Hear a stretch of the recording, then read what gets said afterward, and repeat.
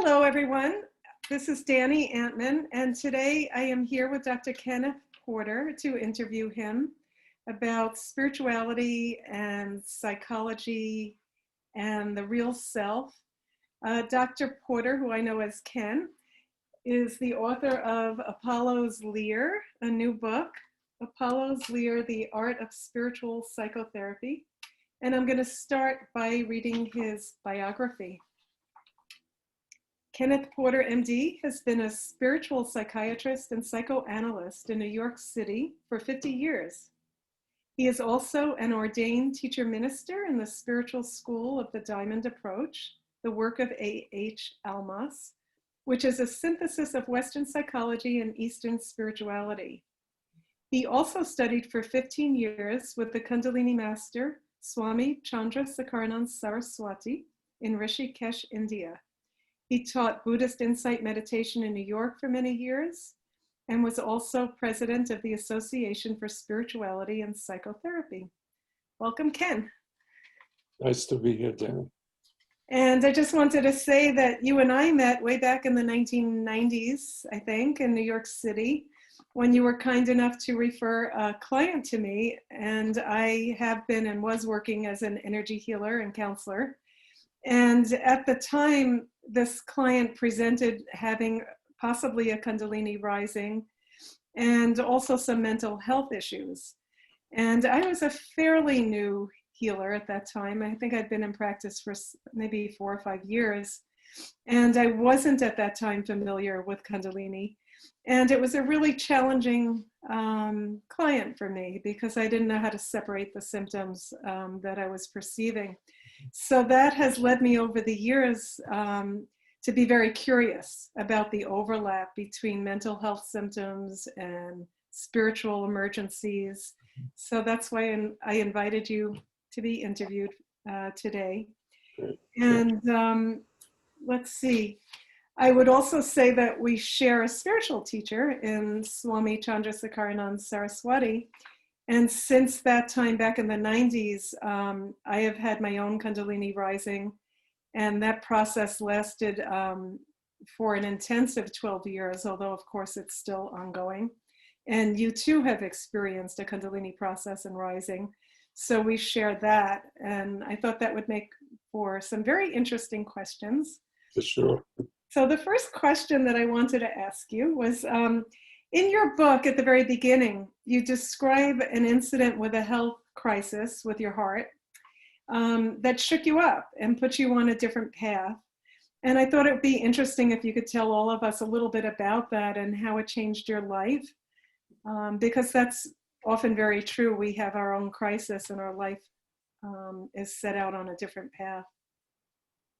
Yeah, so when I was 42, I developed a mild disturbance in my heart rhythm. It's called a ventricular arrhythmia.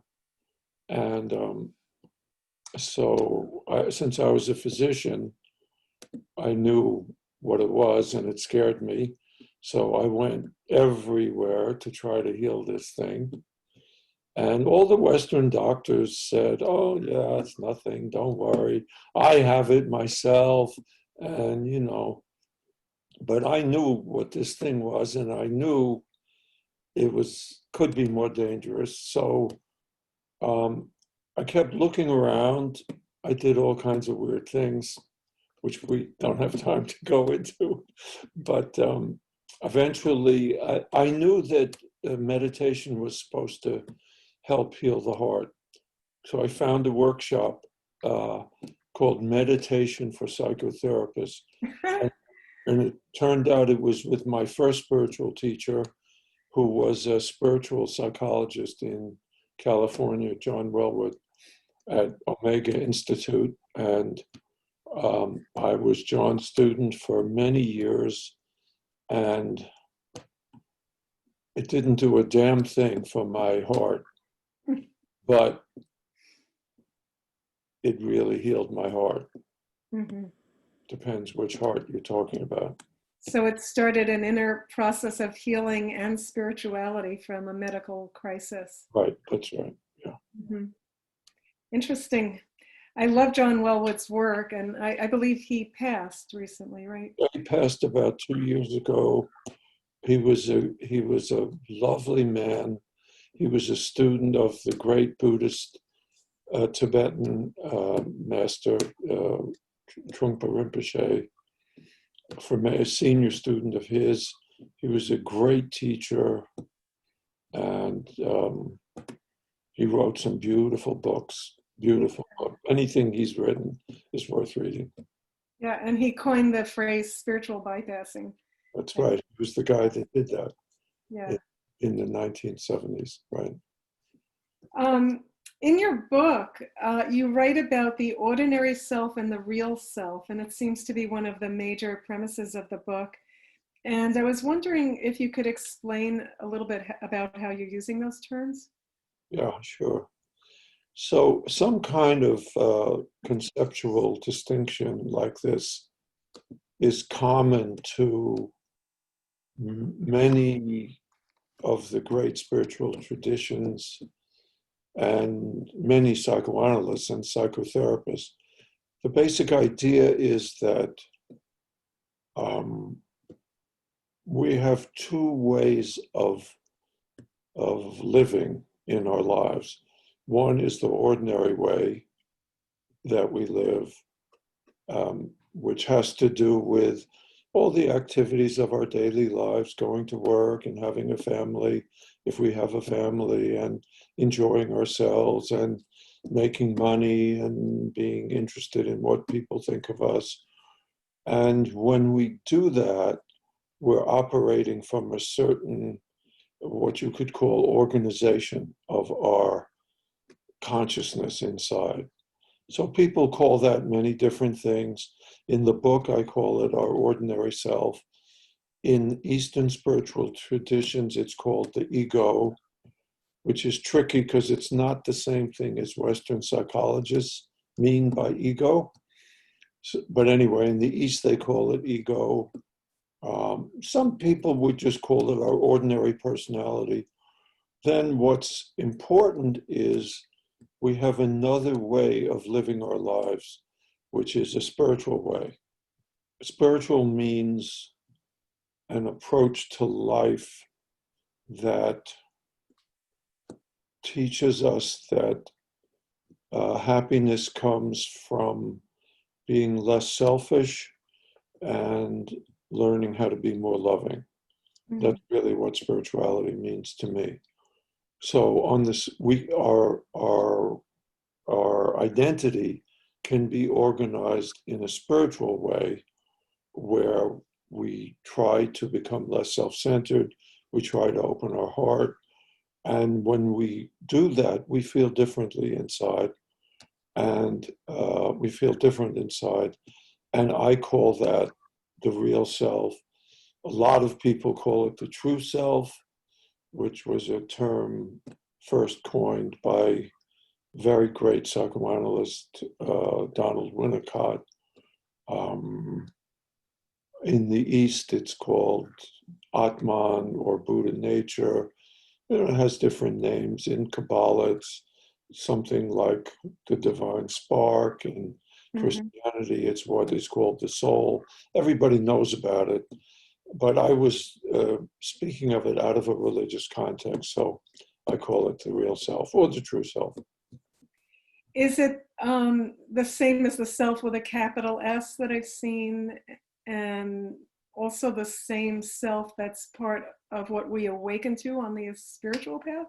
Yeah, exactly. Yes. So self with a capital S is what Jung called it, and it's what it's called in the great Vedic Hindu traditions in India, the yoga and Vedanta traditions. Self with a big S, or Atman also. Yeah. Just going a little bit off to the side, do you think that there is, the side, yes, yes, a progressive awakening to the self, like over time, or an all at once awakening? That's a great question.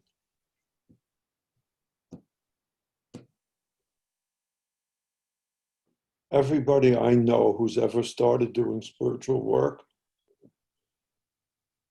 has read some book or other where somebody had a spiritual awakening Like like that, right? and suddenly became the most wise, loving, brilliant person in the world.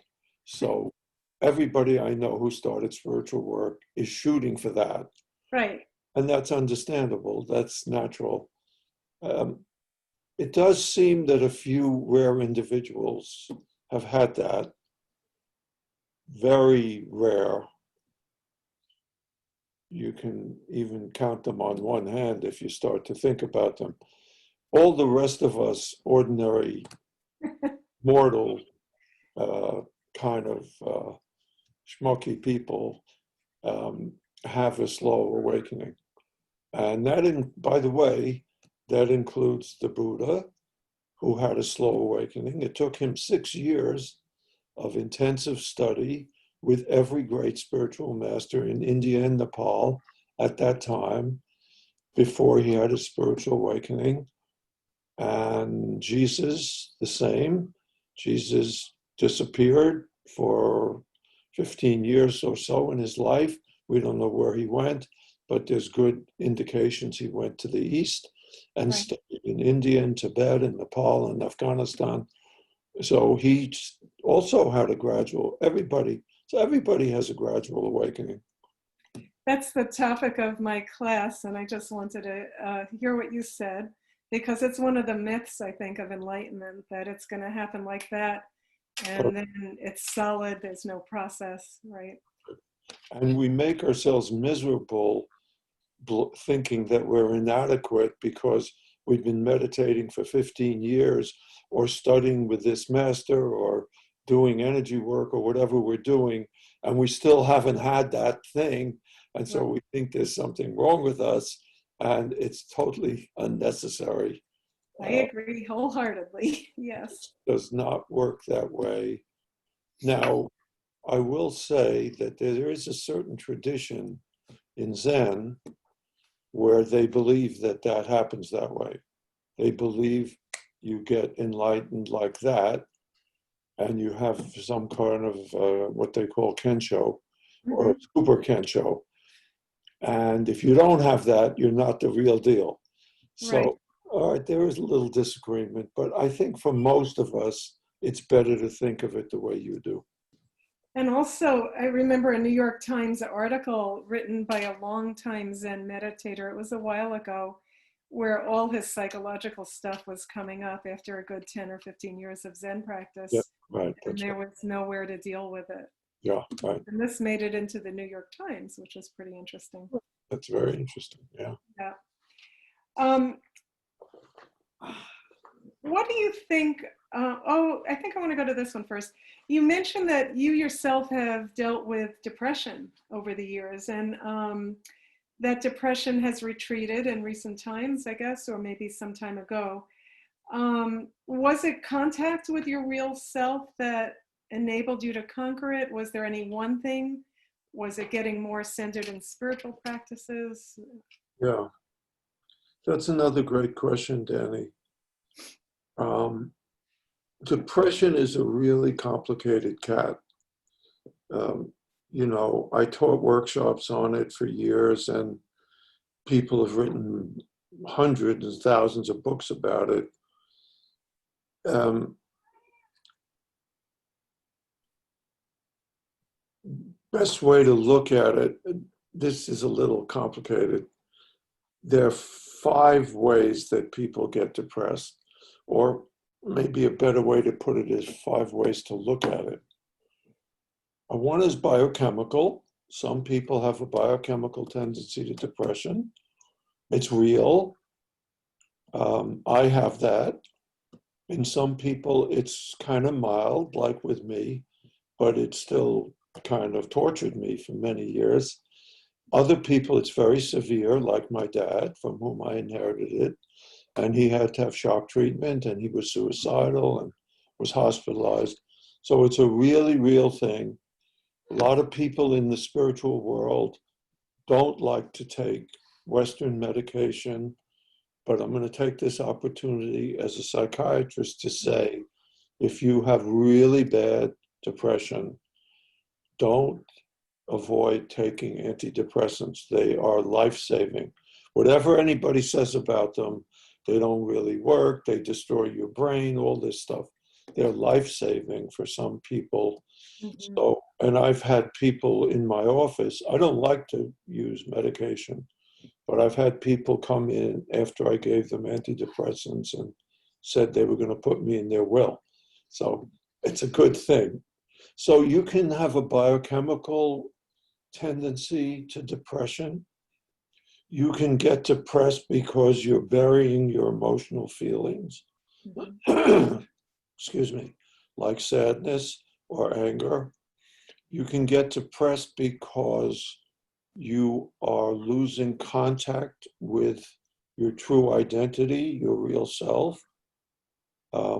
My teacher, John Wellwood, wrote a beautiful paper about that years ago that he called Depression as a Loss of Heart. We throw away our heart, we throw away our true self, and we get depressed. Um,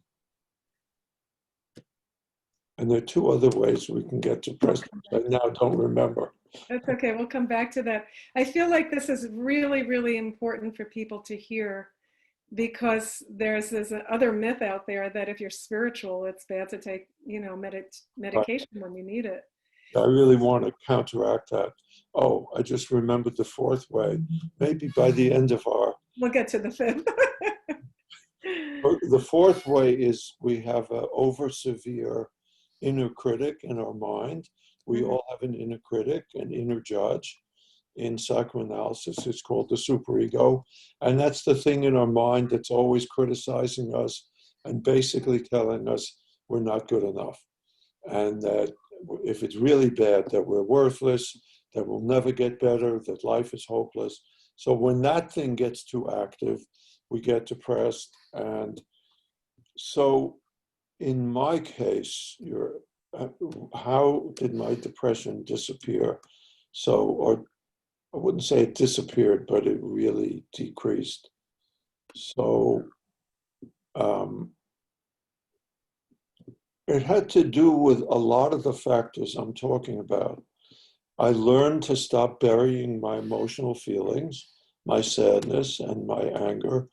Even, this is another really important point, even my feelings of hatred. You know, in the spiritual world, we're not allowed to feel hate. It's bad, and it means you're failing. But hatred is present in everyone's heart, without exception. Right. And the great Russian novelist Solzhenitsyn said, "The line between good and evil runs directly down the middle of the human heart, and who would throw away half of their heart?" Mm. So we all have hatred or evil, meaning the wish to destroy someone. And we have to accept that. The trick is to feel it and not act it out. But it's very important to not to bury it, because when we bury it, it messes us up in all kinds of ways. So I learned to be more in touch with the feelings that were in my unconscious, and and I learned to contact my real self Mhm. by doing my own spiritual work, and that helped enormously. I could talk about this for 5 days. Well, certainly shadow work has to be part of the spiritual path, in my opinion, right? It Right? can't be just about bliss and love, and otherwise, like you said, half of life is going to get suppressed and put underground. That's exactly so. What in the spiritual world we call shadow work, uh, after Jung, that's what I'm talking about, is looking at the parts of ourselves that we think are ugly, that we don't want to admit to ourselves that we have, all the hatred and the weird fantasies and feelings and all that stuff. You know, years ago, there was a psychiatrist who became famous for her work on death and dying. And when she used to teach her spiritual students, she would say to them, especially the young students. She would say, and she was an older woman, she would say, you know what's the trouble with all you young people? You want to become Mother Teresa before you've dealt with your inner Hitler. So That's a good line. yeah, so that's the shadow work, and shadow work really helps with depression. Huge. That is great information. Thank you for sharing that. Yeah.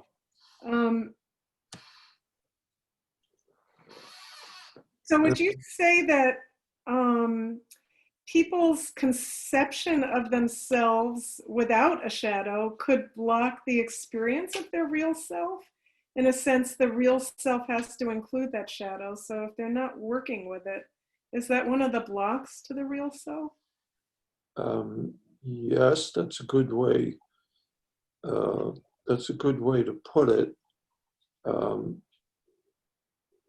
Yes, yeah, I agree with that. Yeah, it's not a complicated question. I mean, people turn to you as a psychiatrist probably because they're chronically unhappy. And I imagine some people just want you to take away their pain in the beginning, and they don't realize that they're going to have to turn inwards and face their pain in order to heal. Yeah, so that's one of the big problems in psychotherapy, in psychoanalysis, in spiritual work. We're human. We are animals. Animals operate according to what Freud called the pleasure principle, which is we like pleasure, we don't like pain. So if you step on the foot of a wolf, he's going to be in pain, and it's, you know, he'll make you sorry that you did it. Animals don't like pain. They prefer pleasure. We're animals, so we operate that way. We're not just animals, so we can overcome that. But that's the basic orientation that we all start from. So that's what brings people into spiritual work. I want to feel better. That's what brings people into psychotherapy and psychoanalysis. I want to feel better, and that's fine. That's why I started therapy 57 years ago. That's why everybody starts therapy or starts to meditate. And then we discover what you said, that that's only the beginning. Now, for some people, if spiritual work helps, or meditation helps, or therapy helps, then we start to feel better. And for some people, that's fine, and there's nothing wrong with that. It's totally fine.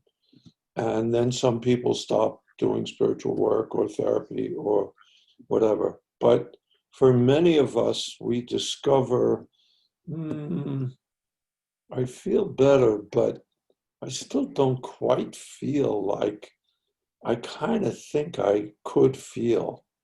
So then our lives open up. And as we say in the spiritual world, we start to walk the spiritual path, or we go more deeply into psychotherapy or psychoanalysis, and we discover that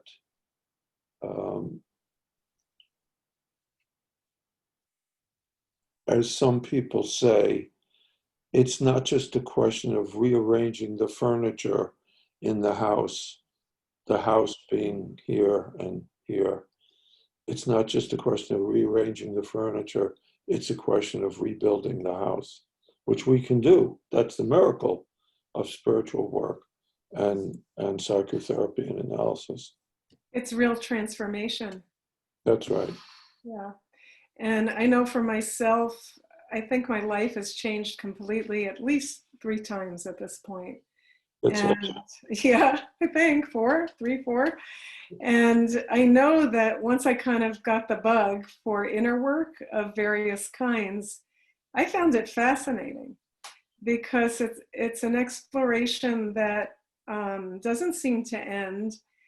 And brings you into connection with such a deep place of, um, I would call it soul work in a sense. You know, maybe that's the work of the real self, soul work.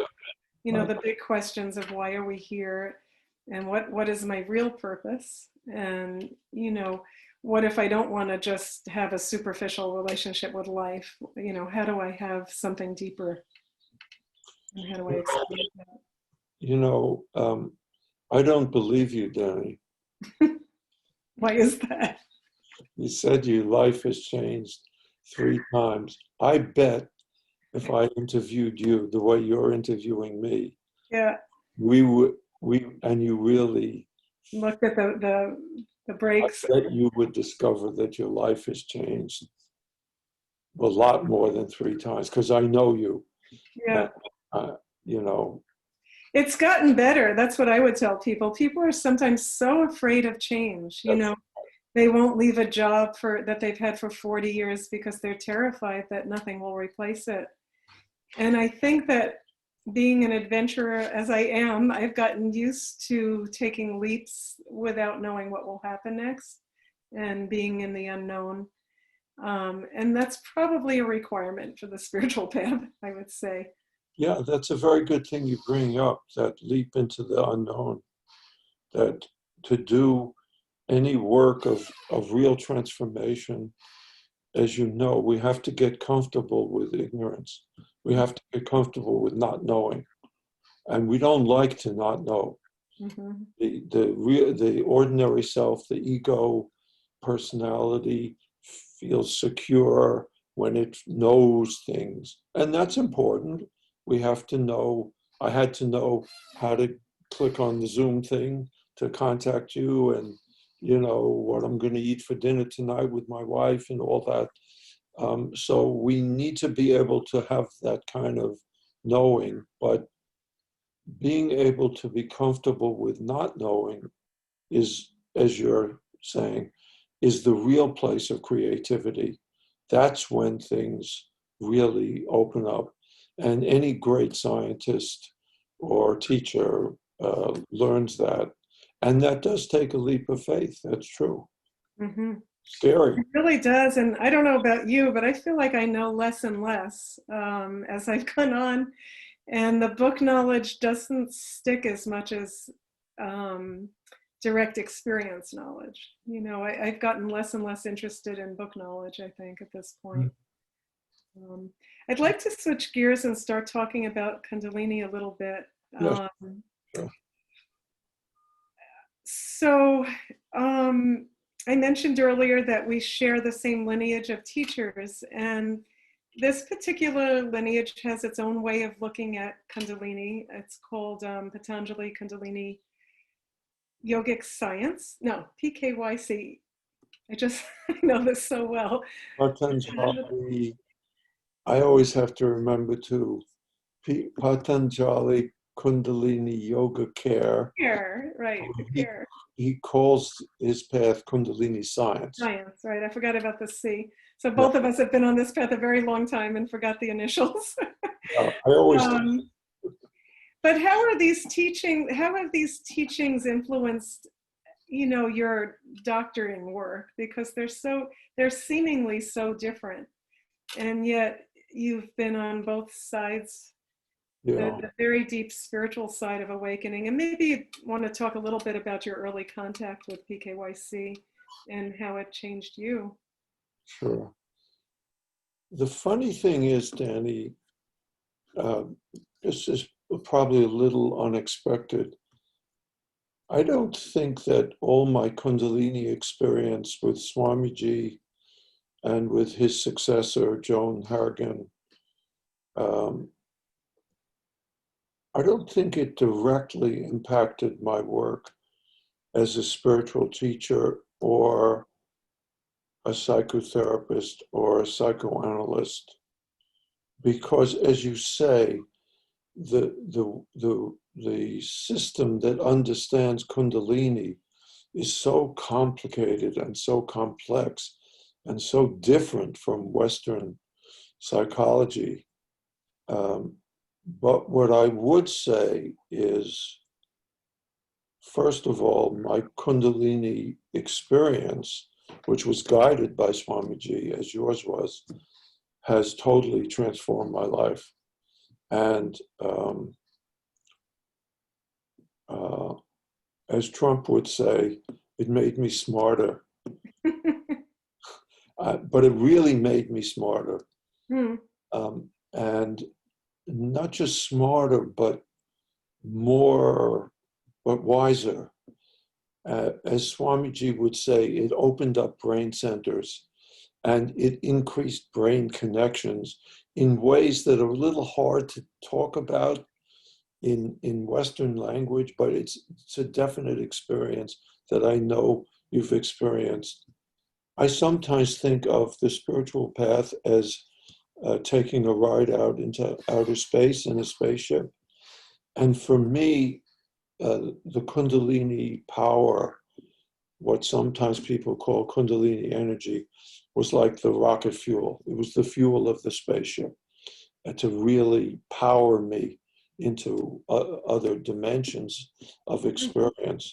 So the Kundalini experience affected me personally. It didn't so much affect the way I think about things. The only way it would affect me is from Swamiji, I learned a great deal about what the early stages of a Kundalini rising look like. And from my own experience as a psychiatrist, I learned that Kundalini, or as they call it in the Kundalini science tradition, Kundalini Shakti, the goddess, is not a goddess to be messed with. She's from a certain point of view the ultimate power in the universe, and she's benevolent, but she operates like the divine always does.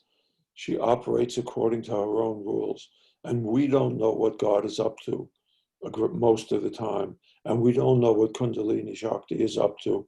And you have to treat her with a great deal of humility and reverence and not mess around with her, meaning don't force her.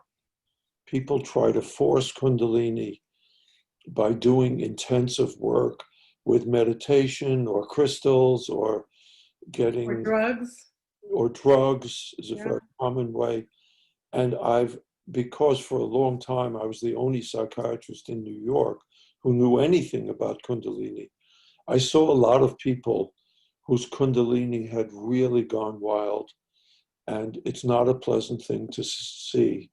So I want to be careful in saying this.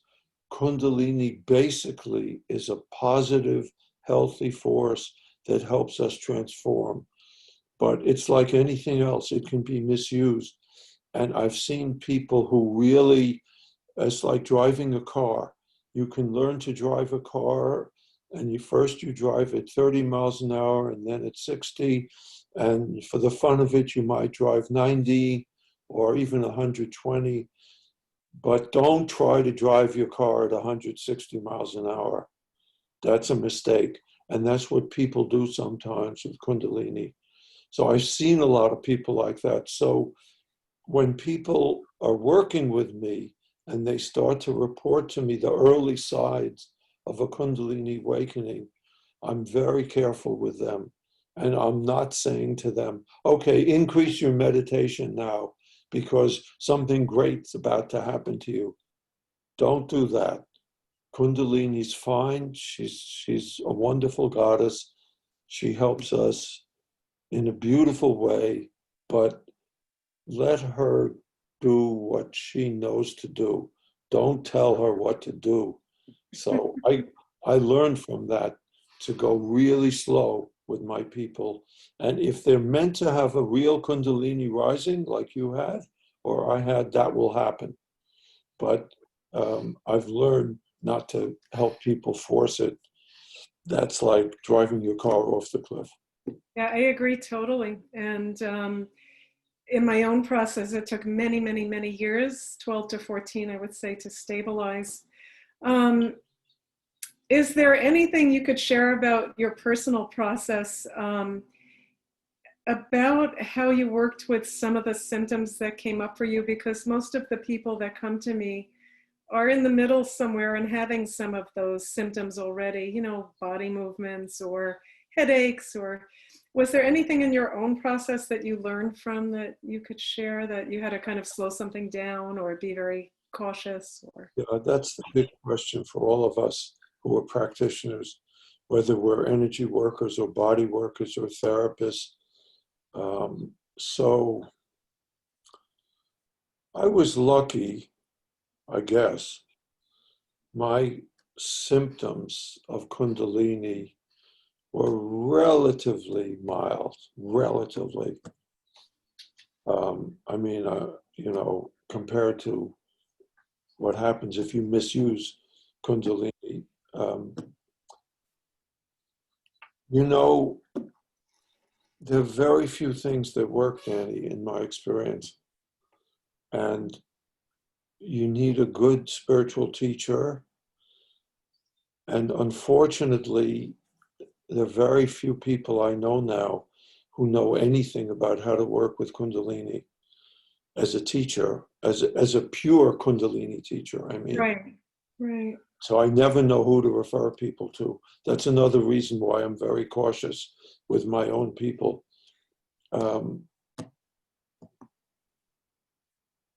Swamiji used to say that what helps is sugar, Hmm. and that's true. He would give people, he would ask people to take a little bit of sucrose, I think, pure Right, sucrose and water, and add a little bit of rose water for flavor. right. And it would relieve the brain's heating up, or the overtaxing process on the brain. So he would drink pure sugar water like that, the way we drink Coca-Cola, or the way we used to drink Coca-Cola. He would. We once stopped for a root beer on the road with him so his brain could cool off. So I think what that's about is that when Kundalini gets intense, the brain goes into fifth or sixth or seventh gear, and it just needs more fuel. Hmm. And that's why the sugar works, because it's like putting higher and higher octane gas into a car. The engine needs that temporarily. So I've used sugar a lot. I mean, there are times when I just drink endless gallons of orange juice, and you know, in a way, I like it because I get to drink orange juice. Sugar high. Ice cream, I can eat all the ice cream I want. I mean, it's really bad for the rest of your body, but it works. Well, one thing I would say is that everybody has a different subtle body and a different physical body. Mhm. And like I, for one, didn't do that. I occasionally had sugar water at different times in my process, but I have hypoglycemia, I guess, and that would never work for me. You can't do Can't do the sugar that way. But I found I needed animal protein at a certain point. I had been vegetarian for many, many years. Interesting. And Swamiji actually told me to eat some chicken at a certain point, which I was shocked. He's totally vegetarian, Indian monk. And he said I needed animal protein, that my Eastern European blood was not suited to total vegetarianism. That's very interesting, Danny. I have a patient who has one of the wildest kundalinis I've ever seen. She ate macro for many years, and she had asthma as a young child. She cured her asthma with macrobiotics. And she discovered that the only way to stabilize her kundalini was to eat meat, Yeah. which is a total no-no, complete no-no in the macro world. And it And works. in Eastern philosophy too. You know, Yeah, you're supposed so to be I vegetarian. never heard that from anybody else before. Hmm. Very interesting, Danny. And you know, it can be very grounding for certain people also. It depends on, again, subtle body, body type, blood type, and where the Kundalini is working at the time, in my experience as an energy healer. So what Swamiji and Joan used to say is, um, do um, belly breathing, abdominal breathing. That's the kind of breathing where you push your stomach out when you breathe in instead of in. That helps. They used to encourage people to use a mantra, a simple phrase that you repeat over and over again, like love or peace, or you can say the Rosary, Hail Mary, or Our Father, or whatever, or the Shema, whatever your mantra is. Now, what I've found the most helpful with people and myself is to not resist the Kundalini. Right. But most of the problems with Kundalini, in my experience, do not come from the Kundalini. She's not a dangerous goddess. Most of the problems come because the Kundalini Shakti experiences are so intense. The feelings of electricity running through our body, the feelings of uncontrollable heat and cold, the kriyas, the jerks that feel, uncontrollable. That's a good imitation you just did. Well, I have Had those. students now who do that, so they always remind me of. Yeah, I've had many Kriyas that look like that. So I never had kriyas, but Yeah.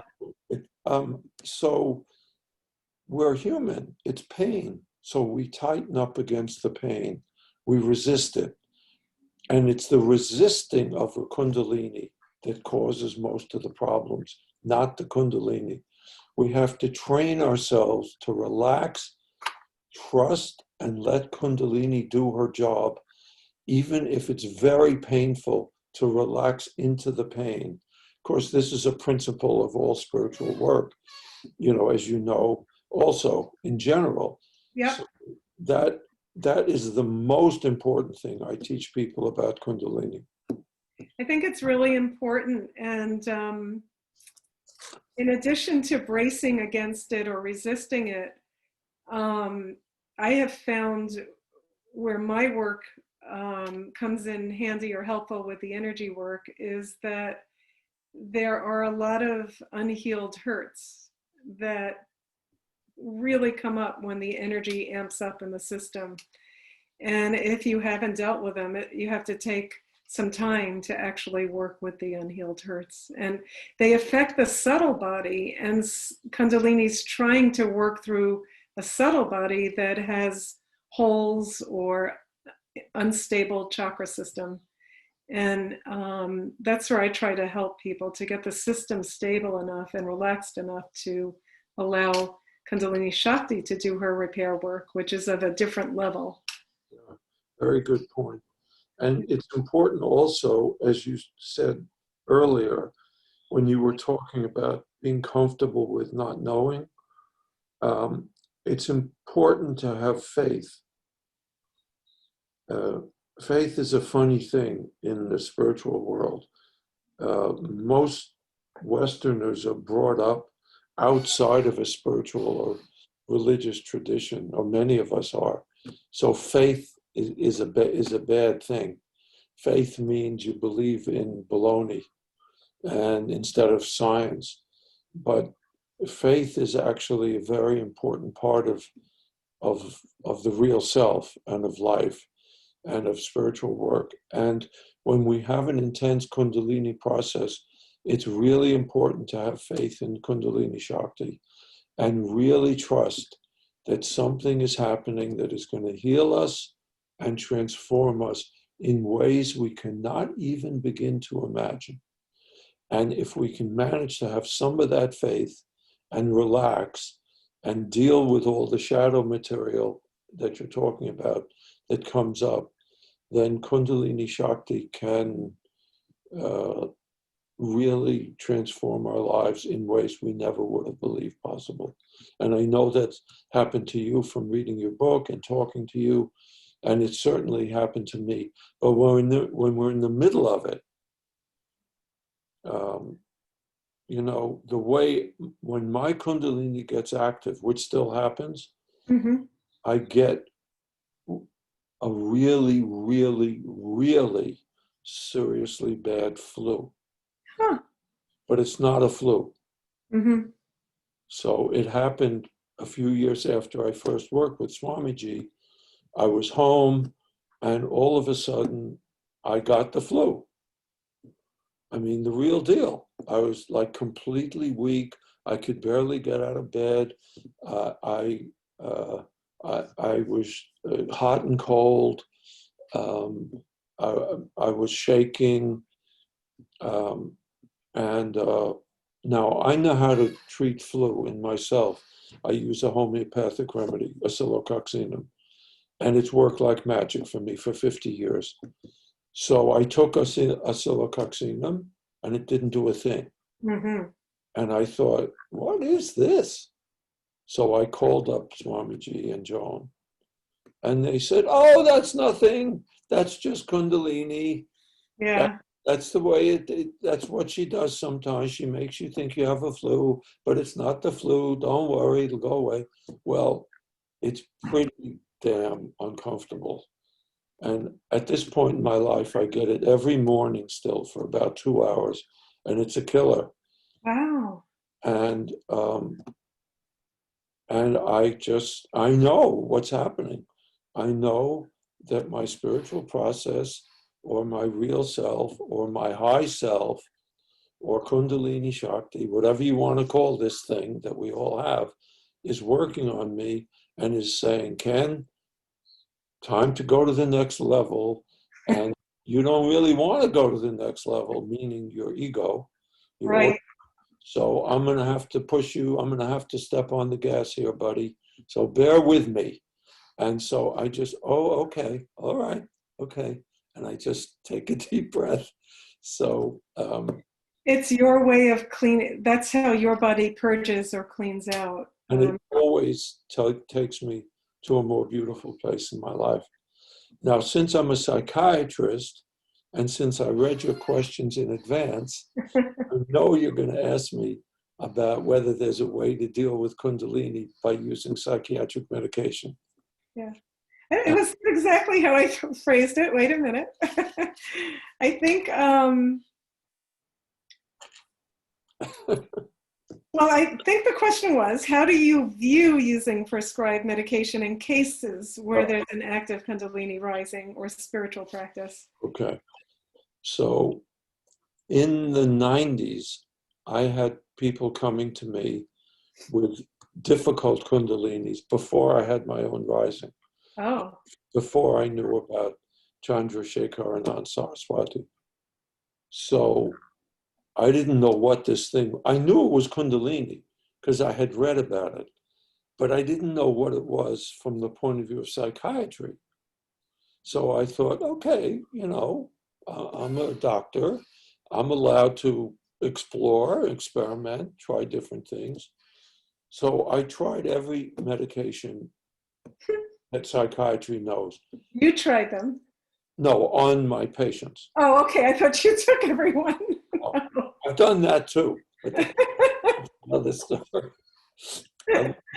There's a medication that people take for schizophrenia that I once decided I shouldn't be prescribing things to people that I haven't tried.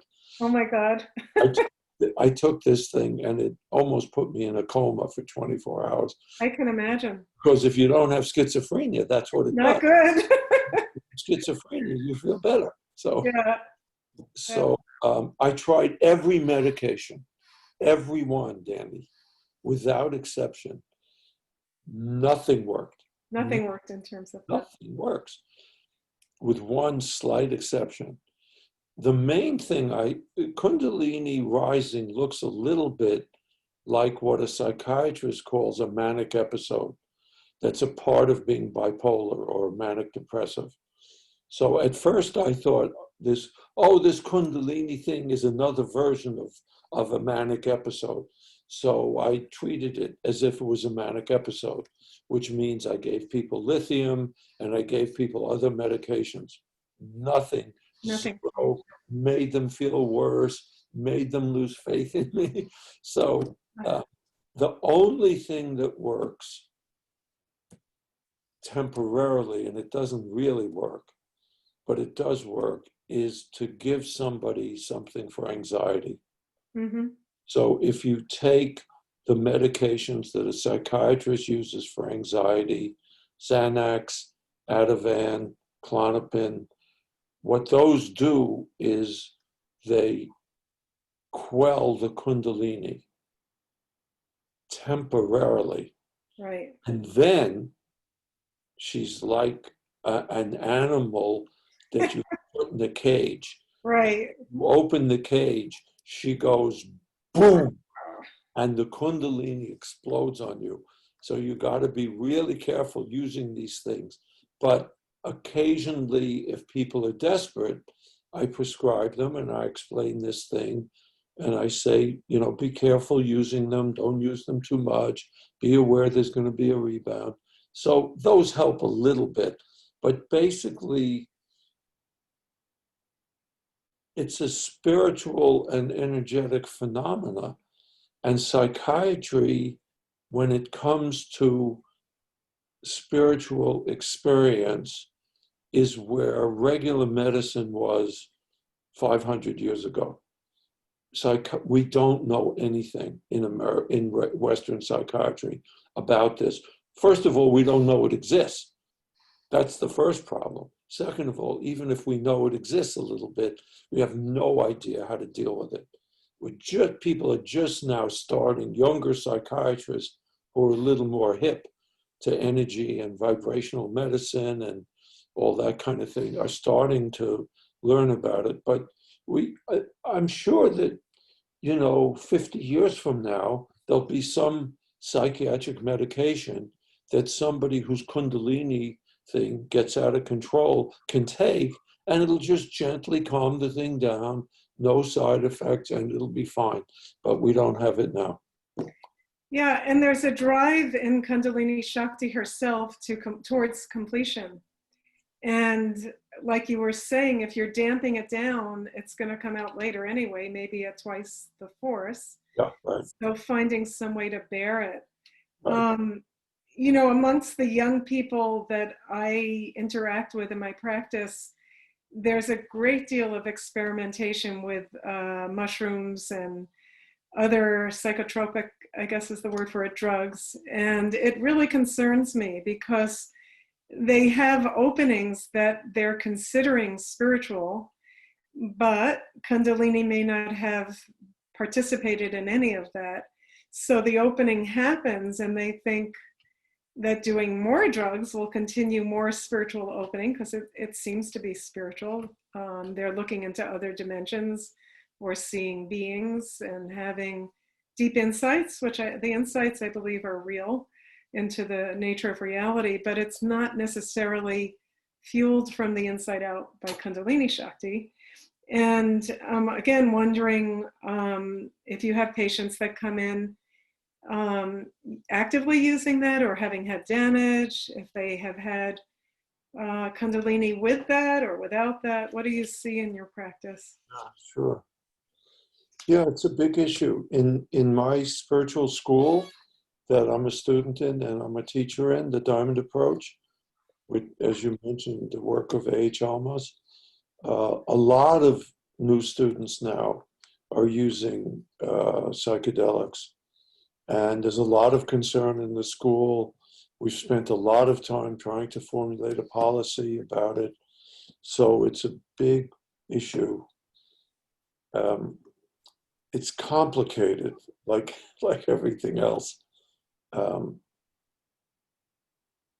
I think the best thing I'll tell you the two best things I ever heard about psychedelics. One was from Ram Dass. You know, the spiritual teacher Ram Dass was originally Richard Alpert. He was a psychology teacher at Harvard. Coincidentally, when I was there, but I was too straight arrow know he existed. That I wish I had known. Yeah, your life would have been different, that's for sure. Tim Leary were dropping acid every day, and I was, you know, working against nuclear war. You know, Anyway, Ram Dass with Leary did a great deal of acid, and he noticed there was a problem with LSD, which is you got high in an exquisitely beautiful way, and it never stabilized. Mm-hmm. As he said, as they said, we always come down. So Ram Dass started to look for something where you wouldn't come down. And he discovered spirituality. He went to India. He found his teacher, Neem Karoli Baba, and, and then became a spiritual teacher. So what Ram Dass said about psychedelics was Jesus and the Buddha live in a certain room. Psychedelics get us into that room for a few moments only. Meaning, the way I understood him to say that, meaning what I have found to be true, they can give us very interesting experiences and we can learn from them, but don't make the mistake that that's the answer. Yeah. That's not where the answer lies. And that's the second thing I heard from my own spiritual teacher in the Diamond Approach years ago, when I started to experiment with sacred mushrooms and with LSD and with ketamine. By the way, to your audience, be careful with ketamine. I was going to ask you about depression and ketamine. Yeah. Really careful. Yeah. It doesn't work the same way for each person. Ketamine, it's wonderful, but be careful with it. Very careful. Anyway, I started to experiment with it, and I said to her, Alia, her name was Alia, Alia, what's the deal with psychedelics? She said, Ken, I've never known anybody to get enlightened from using psychedelics. And to me, that's the bottom line. Yeah. They're interesting.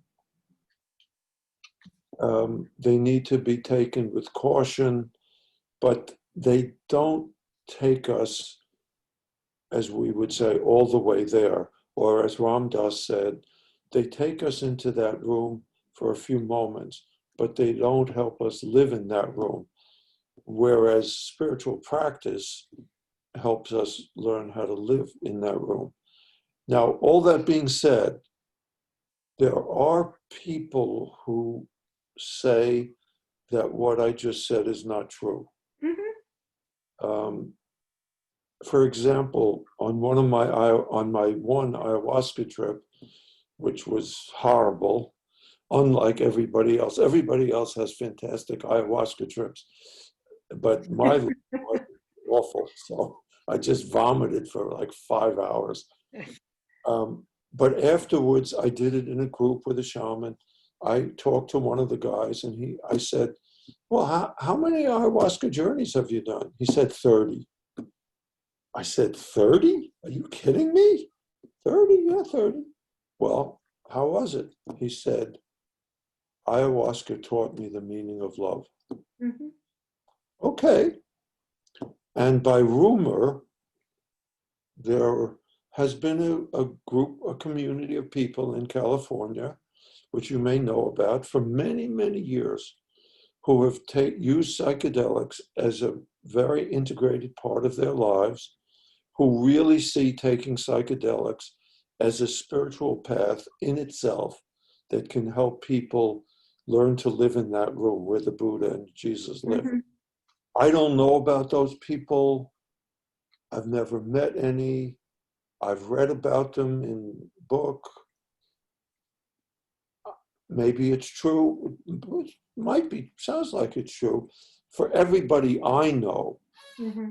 psychedelics are just give you interesting insights. My own experience, I had some very amazing experiences. I learned some things. Mainly, I had really great times. I mean, wonderful experiences, but nothing basically changed in my life. And That's what I would say about everybody else that I've known. Thank you for that. And thank you for presenting both sides. I want to go back to ketamine for a minute because in my town, I was in a group with some psychiatrists and other practitioners. And one of the psychiatrists was using ketamine a lot for depression. And is that also just a mixed bag? For some people it works, for some it doesn't. Not enough data.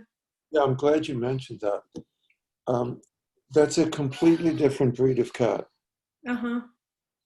Ketamine that's used for depression is totally different from ketamine used as a psychedelic.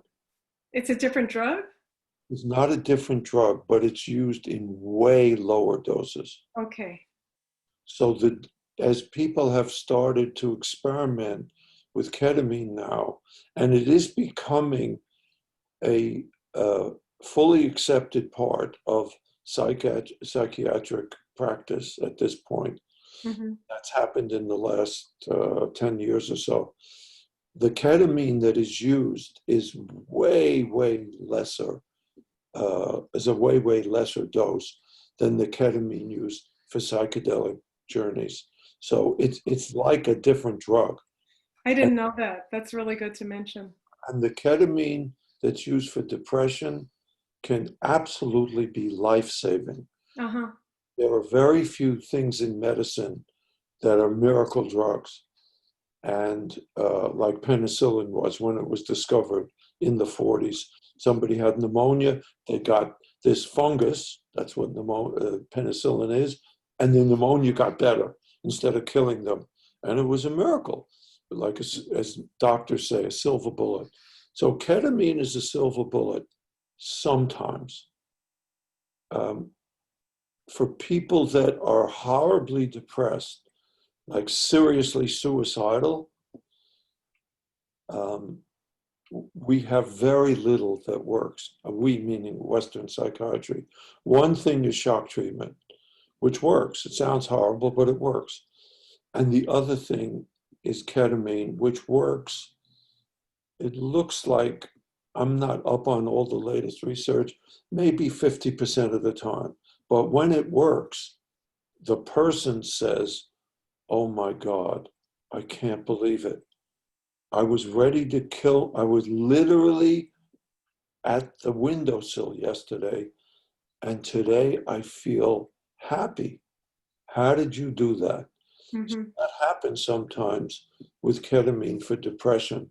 So it's a really new medication. Psychiatrists are experimenting with it. Should you get it intravenously? Should you get it as an injection?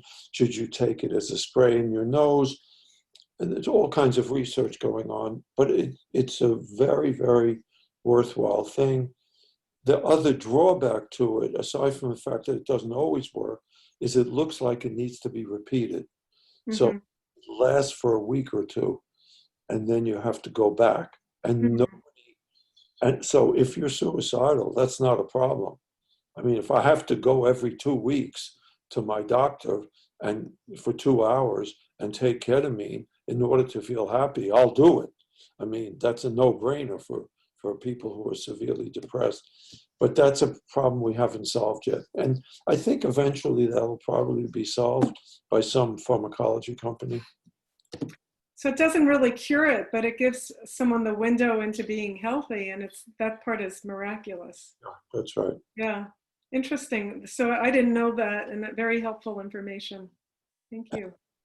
I just want to say, since we're talking about it, so I only took ketamine twice, and I did it with my shaman. And the way he did it was he would give me sacred mushrooms, and then on top of that, he would give me ketamine. So that was a kind of extreme thing, but this was a And few. at This that point in time, was depression an issue, or you were taking it for other reasons? No, you were just trying it. Yeah. thought I'd get enlightened. I'm really happy you're being honest, and it's going to be very helpful for people to hear this. Let me see if there's one last question. Um, yeah, let's end with the last question on my list for you. At the end of your book, you talk about the difference between spiritual psychotherapy and being on a spiritual path. And you mentioned very honestly about being disappointed that the two weren't exactly the same. And maybe just share a little bit more about that, the difference between spiritual psychotherapy and committing, really fully committing to a spiritual path. So when I started doing spiritual work, which was about 33 years ago with John Welwood, and then doing Buddhist work, and then working with Swamiji, and then doing the Diamond Approach. So naturally, it started to affect how I did psychotherapy and psychoanalysis, and gradually it crept into my work. So I thought me being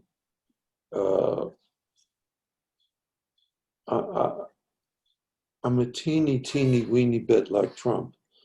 I tend to be a little grandiose sometimes, meaning I sometimes have a higher opinion of what I can do than I can really do.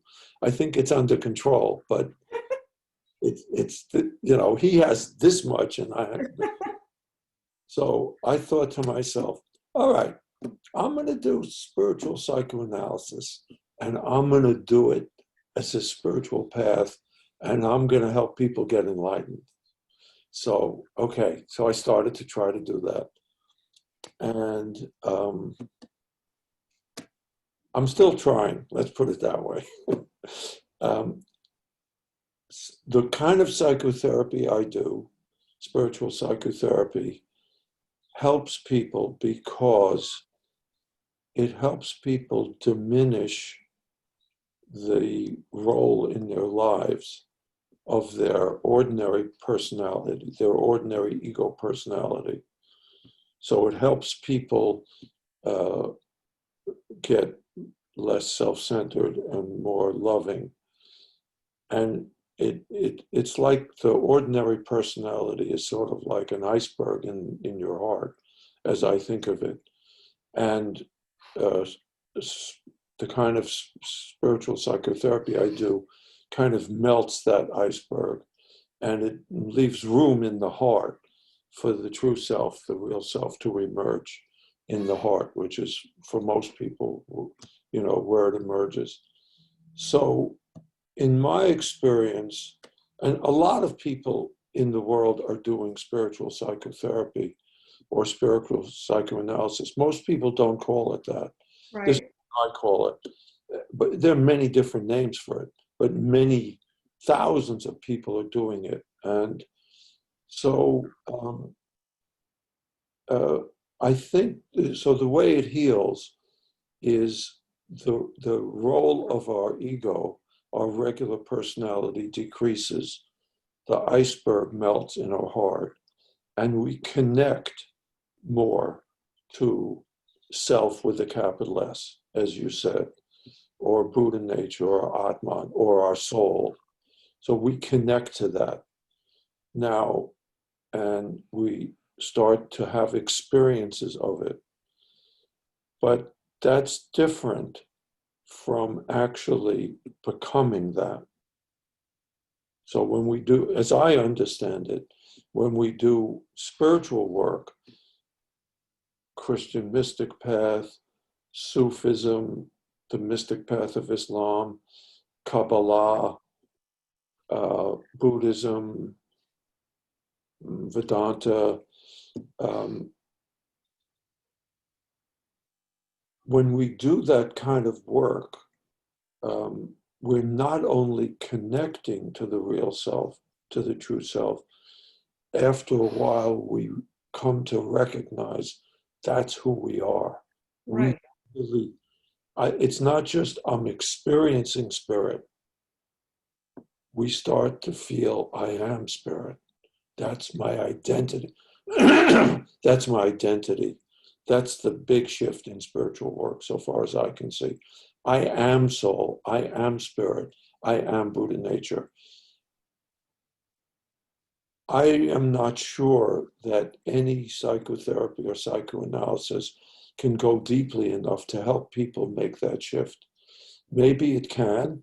And if you want to interview me in 5 years, assuming we're both here, maybe I'll tell you, yeah, okay, that's what my patients are doing now, Danny, great. But so far, people have a richer life, a more spiritual life. They experience the self with the capital S. They're less selfish, they're more loving, but they're still basically their regular old personality, Mhm. identity. And that's different from for instance, the kind of work you did with Swamiji, where you went to India and you went on retreat for weeks, and all day long you were doing spiritual practice, hour after hour, for several weeks, and you were visiting shrines that helped you do that, and then you went back and did it again. It's an And immersion, right? An immersion. Yeah. or in my case, when I was doing Diamond Approach, and I'd go on 8-day retreats, but I did it 5 or 6 times a year. Right. When we do that kind of, and you know, you can do it on any spiritual path.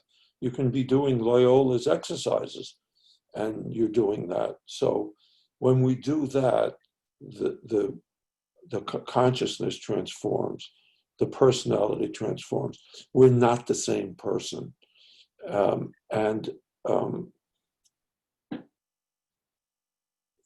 I don't know of any kind of psychotherapy or psychoanalysis yet that is able to work on that deeper level. And I think that's fine.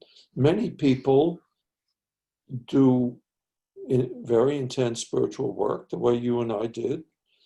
And think, as you say, things come up. Like if you have a Kundalini rising, it opens up things that were unconscious. And then people go into therapy and they work on that while they're doing their spiritual work. And or people do psychotherapy and they begin to feel more spiritual and then they start doing spiritual. So I think that's fine the way it works, but um, it's two slightly different paths. That they're parallel paths, but they're slightly different. Thanks for making the distinction. I think that's also helpful for people.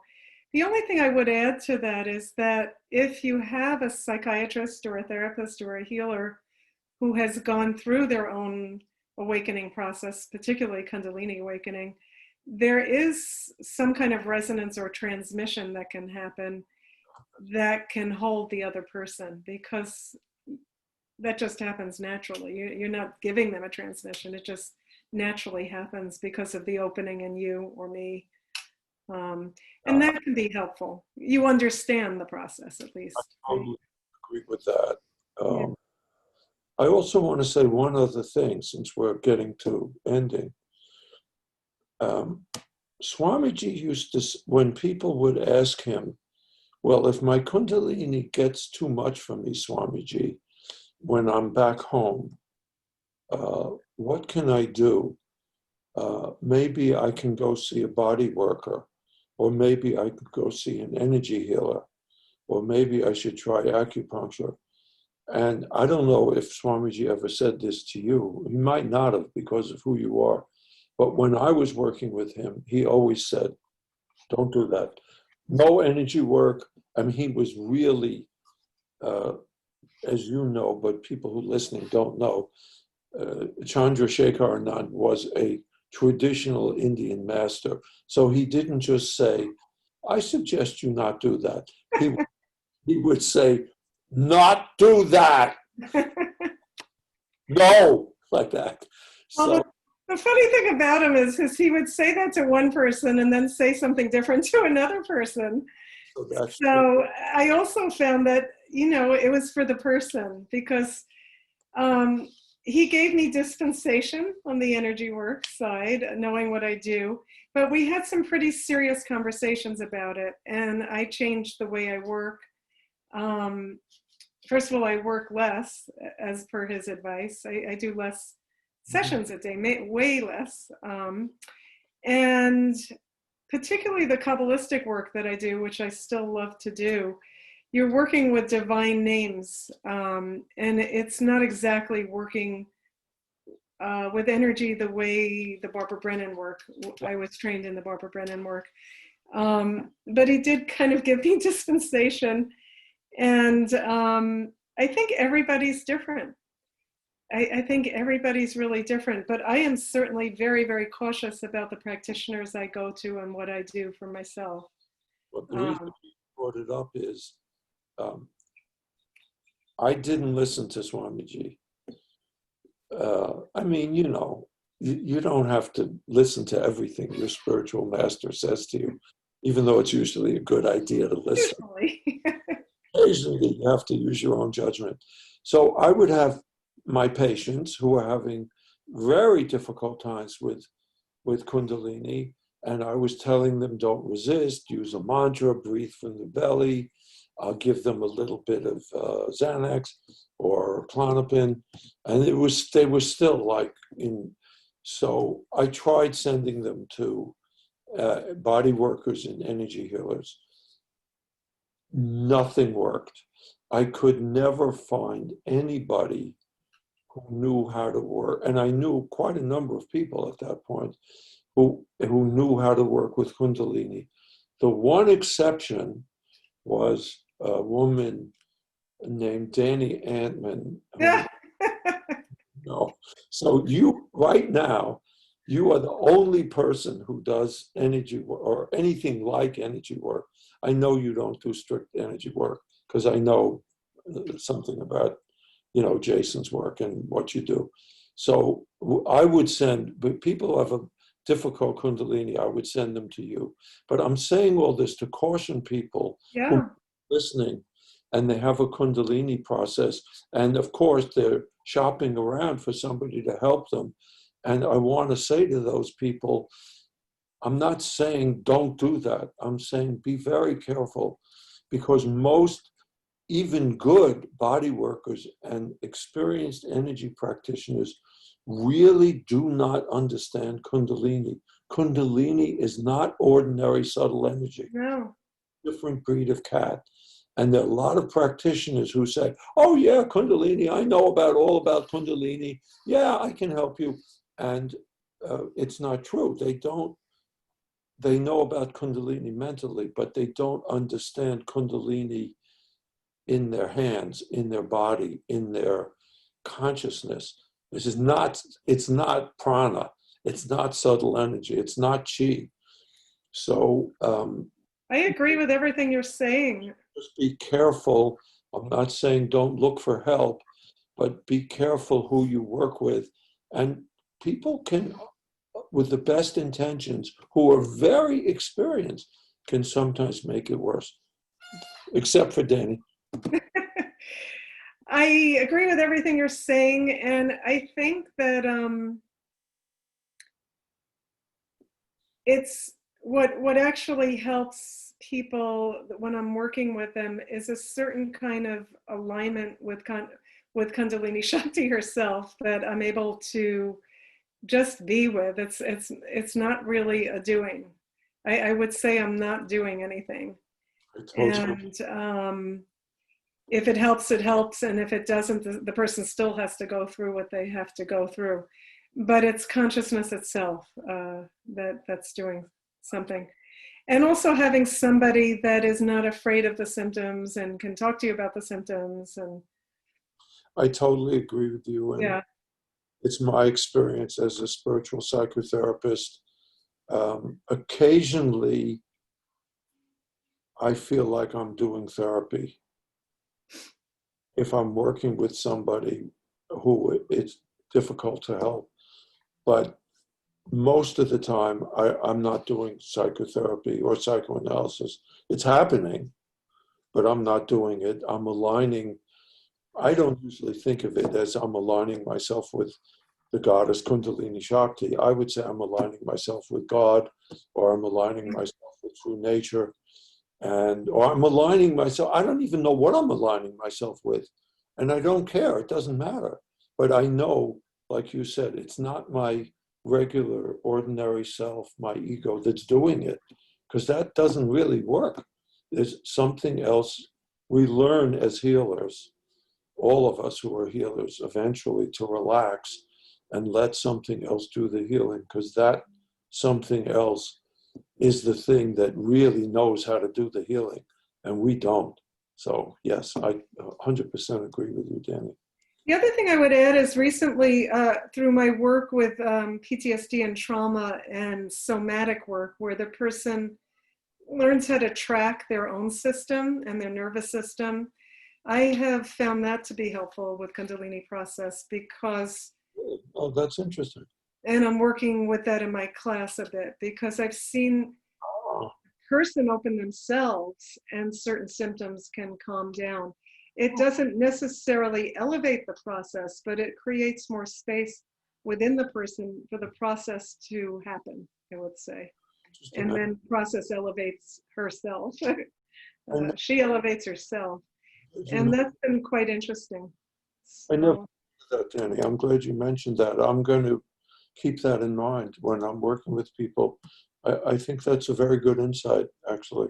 That makes total it's 100%. kind of a process of opening up the body and having the person open themselves up, but through guidance, and create more space in the physical body and in the nervous system, so the current has kind of more space to run in or move in. And by the way, since you mentioned trauma, I know this is not the subject we're talking about, But but it's since important.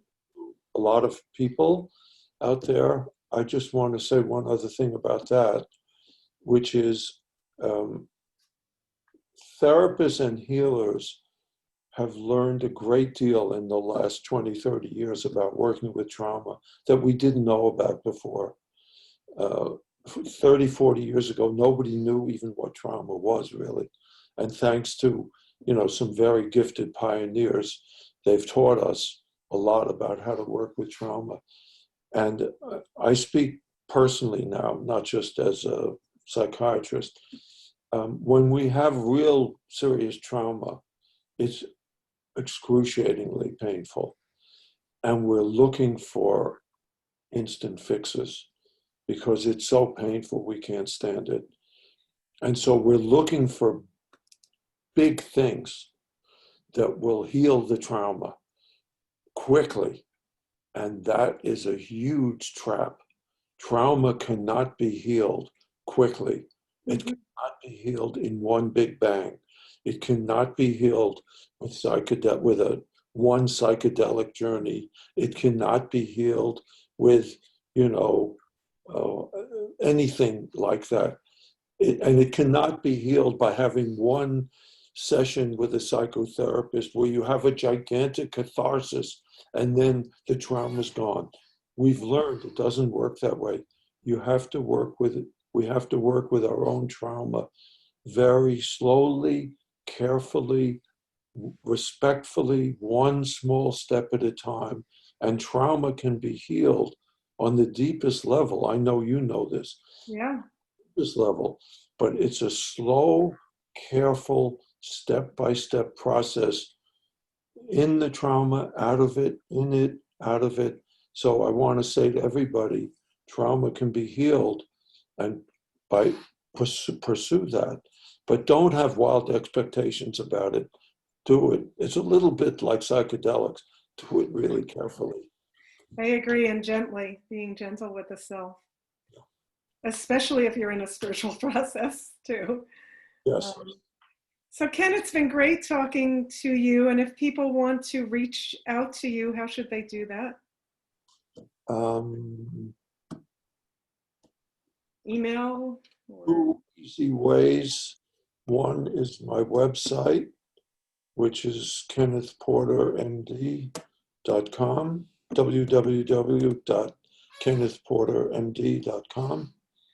And the other is by email for sure, which is kennethportermd@gmail.com. And I highly encourage people to read Ken's book, which is Apollo's Lear, and it's on Amazon. They can find it on Amazon. It's a great book. I'm going to do a second read through, actually. I want to go back and underline some more stuff. I think it's a great book. And Thank you for writing it. It's an unusual book. Yeah, thank you very much. Thank you for doing this with me and giving, also thank you for giving us the opportunity to reconnect, It's really nice. which I really appreciate. It's a side benefit from this whole process. All right, so thanks again, and we're going to end our interview right now. Great.